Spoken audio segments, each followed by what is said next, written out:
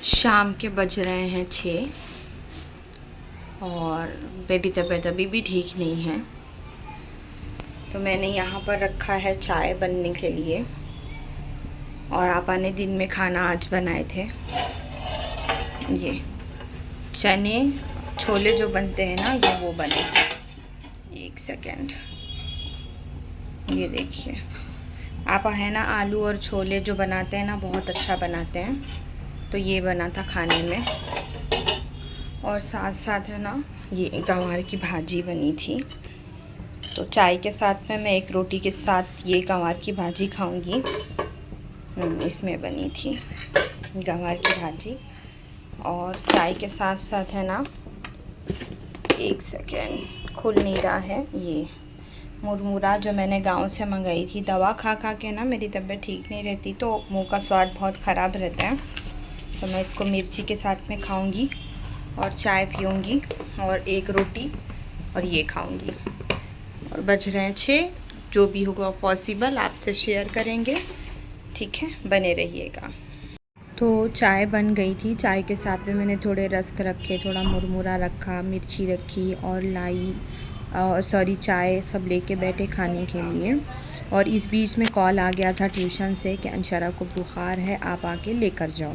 Husband चले गए लेने, फिर उसके बाद वो उसको लेके डॉक्टर के पास मतलब दवा के लिए चले गए हम लोग।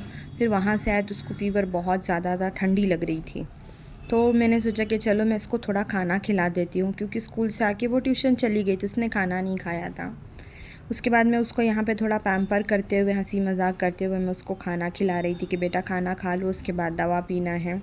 बहुत ज़िद करने के बाद मैं एक रोटी खाने के लिए एग्री हुई। तो मैंने सोचा कि चलो जो खाती है खा लो, फिर मैं इसको दवा पिला के नीचे जाऊँगी। अस्सलाम वालेकुम। तो मैं जा रही थी नीचे, चाय वाय पी लिए, पानी भर लिए, किचन क्लीन कर लिए। अंशरा को थोड़ा फ़ीवर था, बता दिए हैं डॉक्टर के पास। तो चलते हैं नीचे, थोड़ी सी भाजी वाजी ख़रीदेंगे। रात के बज रहे हैं 9 और अगर पॉसिबल हुआ तो मैं अंशरा के लिए ईद के कपड़े देखने जाऊंगी, मतलब बकरा ईद के। तो अगर पॉसिबल होगा तो शूट भी करेंगे और आप लोगों के साथ में शेयर भी करेंगे। और मैं अब कोशिश कर रही हूँ रेगुलर ब्लॉगिंग की। तो चलिए चलते हैं हम लोग। इसके बाद मुझे अंदाज़ा नहीं था कि क्या होगा, क्यों होगा, कैसे होगा। मैं निकल गई घर में राशन। और ये जिस दिन शूट हुई क्लिप, ये उस दिन मंडे का दिन था। यानी आज शायद अगर मैं वेडनेसडे को अपलोड करूँगी ये ब्लॉग, तो मतलब आज से 8 दिन पहले की बात है। मतलब आज 9 दिन हो गया है, तो मंडे के दिन मैंने ये क्लिप शूट करी थी। तो ईद को पूरा पूरा 8 दिन था तब से। तो सब ईद की तैयारियों में बिज़ी थे, बकरे बेचना, ख़रीदना और प्लस कपड़े, शॉपिंग, बैंगल्स, मेहंदी, इसी तरह की सारी तैयारी थी। हर घर में थी, हमारे घर में भी थी। तो इतने दिन से मेरी तबीयत गड़बड़ थी, तो मुझे ज़रा भी जहन में नहीं आया कि हम बच्चे लोगों को कपड़ा लेना है या फिर ईद की तैयारी करना है। तो मैं उस दिन मंडे के दिन मुझे अचानक याद आया कि अरे हमज़ा को कुर्ते जो है ना कुर्ता सिलाना है।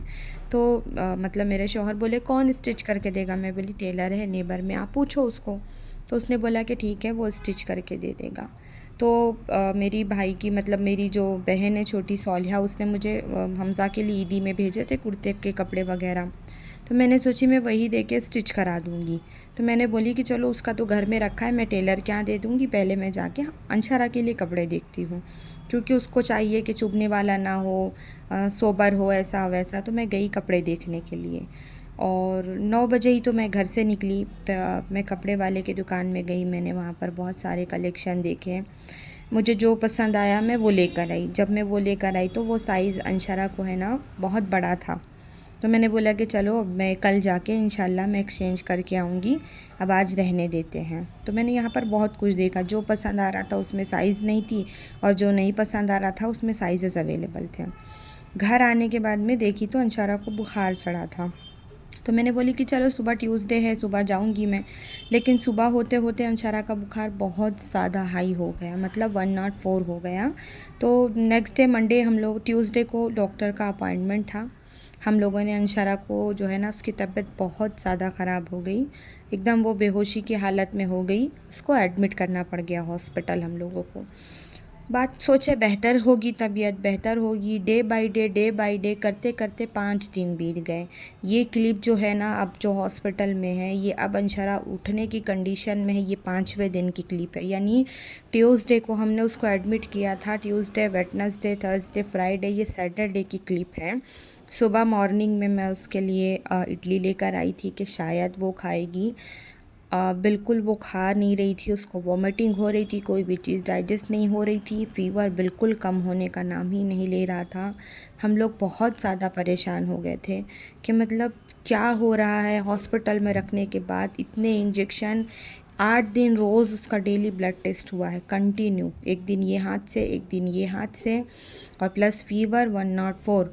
अगर बहुत ट्रीटमेंट कर रहे थे, पैरासीटामॉल का इंजेक्शन ये दे रहे थे, कैलपॉल सिरप दे रहे, एंटीबायोटिक्स दे रहे, तो 100 हो जाता था, लेकिन उसके नीचे नहीं जा रहा था। बिल्कुल वो आँख नहीं खोल रही थी, बिल्कुल बैठती नहीं थी, बात नहीं करती थी, ना कहीं जाती नहीं थी। वॉशरूम के लिए उठाते थे ना, तो वो भी वो चल के जाती थी। मतलब चल के जाने में उसको चक्कर आती थी, हम लोग पकड़ा के लेके जाते थे।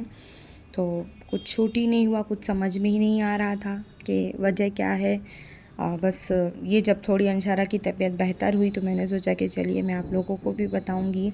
और ये ईद के एक दिन पहले की क्लिप है कि कल ईद है और आज आशूरे का रोज़ा था ना, तो उस रात की क्लिप है। हम लोग हॉस्पिटल में ही थे, तो मैंने सोचा कि चलिए आपसे शेयर करेंगे। तो रात भर ड्रिप रहती, दिन भर ड्रिप रहती, तो रात में 2:14 पे वो ख़त्म हुआ। मैंने सिस्टर को दूसरा बोला लगाने के लिए।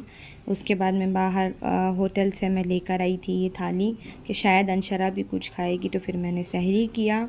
सहरी करने के बाद मैं सिस्टर 6 बजे फिर आ गई। वही जो सुबह का इंजेक्शन और एंटीबायोटिक्स रहते थे, और ये प्लेटलेट बढ़ाने के जो भी इंजेक्शन थे, निमोनिया भी था, तो उसके वजह से जो है ना छाती में भी बहुत ज़्यादा दर्द। तो इंशाल्लाह मैं घर जाके आपको अपडेट देती हूँ। अस्सलाम वालेकुम वरहमतुल्लाहि वबरकातुहू। तो मैं अवेलेबल नहीं हूँ वीडियोस अपलोड करने के लिए, टाइम नहीं मिल पा रहा है मुझे। मैंने उस दिन जिस दिन व्लॉग स्टार्ट किया था उतना शूट किया, फिर अंशरा के साथ मैं डॉक्टर के यहाँ चली गई, फिर मैं थोड़ा ख़रीदी करने चली गई। इस तरह चल रहा था। देन उसके बाद मुझे बिल्कुल भी मौका नहीं मिला व्लॉग शूट करने का। उसकी तबीयत बहुत ज़्यादा ख़राब हो गई थी, और हम सोच भी नहीं सकते मतलब कि कब किसके साथ कहाँ क्या हो जाए, किसी को कुछ नहीं मालूम रहता।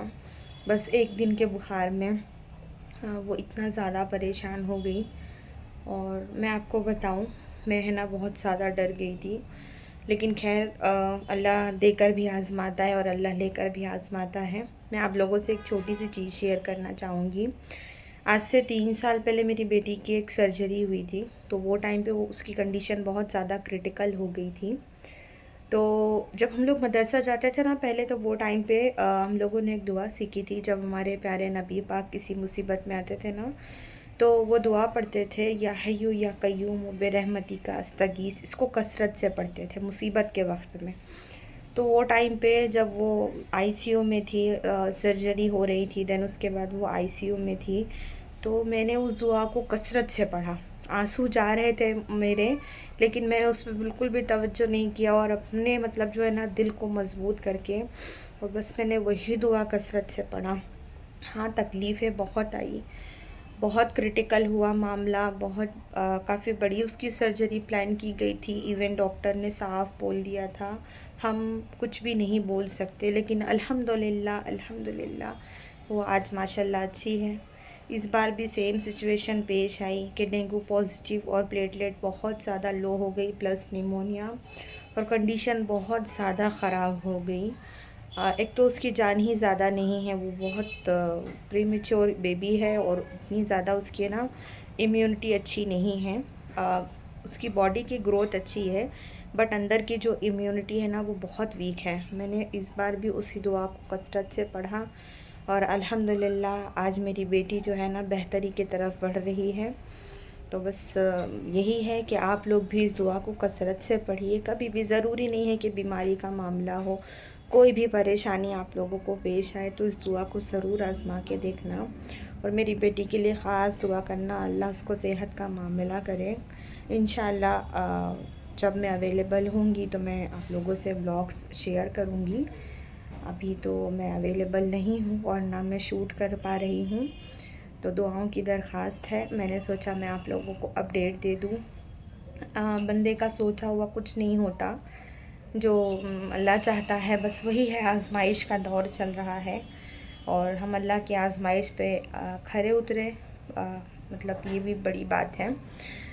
तो इसी तरह की चीज़ें मैं गई ख़रीदी करने के लिए, मेरी बेटी के लिए कपड़े लेने के लिए, ईद की तैयारी के लिए, लेकिन कोई तैयारी नहीं हो पाई। तो जैसा होगा, अगर मैं ईद का व्लॉग शूट कर पाई, अंशरा की तबीयत डिस्चार्ज हो गई, वो या जो भी रहेगा मैं आप लोगों से एज़ सून शेयर करूँगी। तो फिर मिलेंगे। अल्लाह हाफिज़।